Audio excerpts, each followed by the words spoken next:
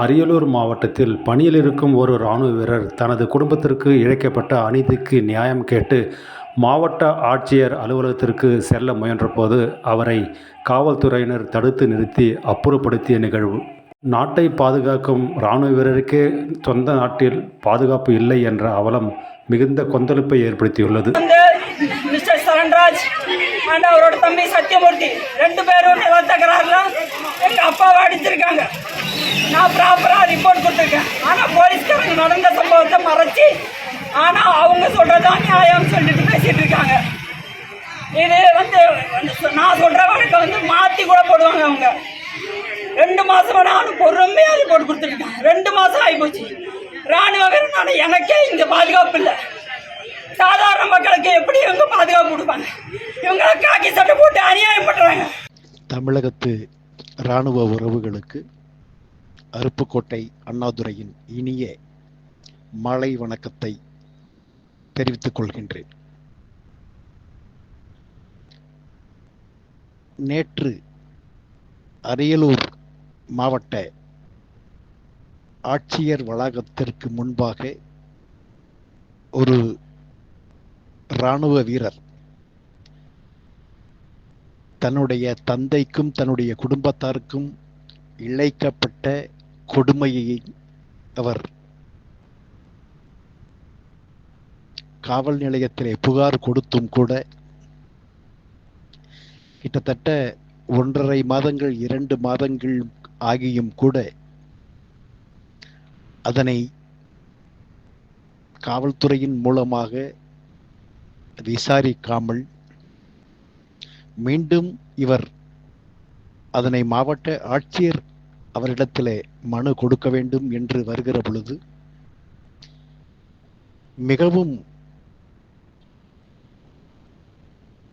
வருந்தத்தக்க முறையிலே காவல்துறையினர்கள் அந்த on duty இராணுவ வீரரை வலுக்கட்டாயமாக அப்புறப்படுத்த நினைக்கிறார்கள், அப்புறப்படுத்த முயற்சி செய்தார்கள். ஒன்று மட்டும் காவல்துறை சகோதரர்கள் சிந்தித்து பார்க்க வேண்டும். அவர் ஒன்றும் தவறு செய்யவில்லை. சில நில பிரச்சனைக்காக நடந்த ஒரு விஷயத்திற்கு மனு கொடுத்திருக்கிறார், புகார் கொடுத்திருக்கிறார். அதற்கு நீங்கள் முறையாக அவரிடத்தில் எடுத்து சொல்ல வேண்டுமே தவிர வலுக்கட்டாயமாக அவரை அப்புறப்படுத்த நினைப்பது அந்த அளவிற்கு இந்த பாதுகாப்பு சம்பந்தமான விஷயங்களிலே கொஞ்சம் சிந்தித்து செயல்பட வேண்டும். அதுதான் நன்றாக இருக்கும். மேலும் இந்த ஆன் டியூட்டி இராணுவ வீரருக்கு நிகழ்ந்த சம்பவத்தை போன்று தமிழகத்திலே பல இடங்களிலே பல நிகழ்வுகள் நடைபெற்று கொண்டிருக்கிறது. ஆனால் இந்த நாட்டை பாதுகாக்கக்கூடிய இராணுவ வீரர்களுக்கு அந்த இராணுவ வீரர்களுடைய குடும்பத்தை பாதுகாப்பு கொடுப்பது இங்கிருக்கக்கூடிய தமிழகத்தினுடைய பொதுமக்கள், தமிழக காவல்துறையினுடைய கடமையாகும். குடும்பத்தை விட்டுவிட்டு இந்த நாட்டிற்காக தன்னுடைய உயிரையே பணயம் வைத்து பணியாற்றி கொண்டிருக்கின்ற அந்த இராணுவ வீரர்களுக்கு இங்கு பாதுகாப்பு இல்லை என்று சொன்னால் உண்மையிலேயே மிகவும் மனம் வருந்துகிறது, மன வருத்தத்தை அளிக்கிறது. ஆகையினாலே என் அறிவு சார்ந்த, என் அன்பு சார்ந்த முன்னாள் படை வீரர்களே, தமிழகம் முழுவதும் நூற்றுக்கணக்கான சங்கங்கள் நடத்தி கொண்டிருக்கின்ற சங்கத்தினுடைய முன்னோடிகள் அனைவருக்கும் ஒரு வேண்டுகோள்.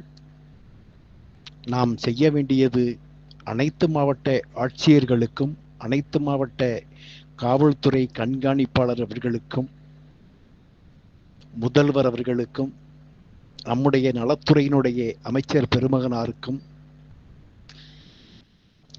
இராணுவ வீரர்களுக்கென்று சிறப்பு ஒரு பாதுகாப்பு விஷயமாக எடுத்துக்கொண்டு அவர்களுக்கு பாதுகாப்பு தர வேண்டும் என்கின்ற ஒரு தலையாய ஒரு கோரிக்கையாக ஏற்று கோரிக்கை மனுவாக நாம் வழங்க வேண்டும். நாட்டை பாதுகாக்கக்கூடிய இராணுவ வீரருக்கே அவருடைய குடும்பத்தாருக்கே பாதுகாப்பு இல்லை என்று சொன்னால் உண்மையிலேயே மிகவும் மனம் வருந்துகின்ற செய்தியாக இருக்கிறது. இது தொடரக்கூடாது. தமிழகத்தில் இருக்கக்கூடிய அத்தனை சங்கத்தினுடைய முக்கியஸ்தர்கள் தயவு செய்து சிந்தித்து தமிழக முதல்வருக்கும் நம்முடைய துறை செயலாளர் நம்முடைய துறை அமைச்சர் அவர்களுக்கும் கோரிக்கை மனுக்களை எல்லோருமே அந்தந்த சங்கத்தின் சார்பாக அனுப்ப வேண்டும். நம்முடைய பாதுகாப்பை நாம் தான் உறுதி செய்ய வேண்டும். இதை பற்றி எனக்கென்ன நம்மளுக்கு என்ன என்று ஒதுங்கி செல்லாமல், புறம் தள்ளாமல், ஒதுக்கி விடாமல் சிந்தித்து நம்முடைய உரிமைகளை மீட்டெடுக்க, நம்முடைய பாதுகாப்பை நாம் பெற்றிட அத்துணை சங்க தலைவர்களுக்கும் அன்பான வேண்டுகோள் வைக்கின்றேன். அன்போடு தமிழ்நாடு எக்ஸ் சர்வீஸ்மென் கன்வென்ஷன் ஆர்கனைசேஷனுடைய மாநில ஒருங்கிணைப்பாளர் அருப்புக்கோட்டை அண்ணாதுரையின் சார்பாக அத்துணை பேருக்கும் வேண்டுகோள் வைக்கின்றேன். கண்டிப்பாக முடியும் என்கின்ற நம்பிக்கையோடு இந்த பதிவை நிறைவு செய்கின்றேன். நன்றி, வணக்கம்.